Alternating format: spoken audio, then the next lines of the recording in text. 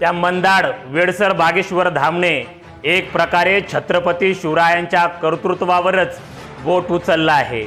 प्रश्न केवळ हा नाही, त्याने छत्रपती शिवरायांचा आपल्या अस्मितेचा अपमान केला, त्यांच्याबद्दल अवमानकारक वक्तव्य केलं।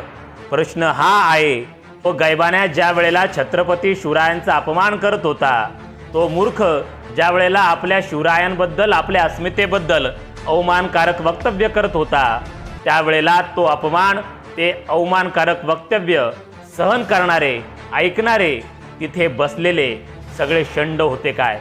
त्यांच्या कानात उकळत्या शिशाचा रस ओतला होता काय? त्या बागेश्वर धामबरोबरच त्या कार्यक्रमाचे आयोजन करणारे आणि हा शिवरायांचा अपमान सहन करणाऱ्यांचा देखील जाहीर निषेध। जय भीम, जय शिवराय।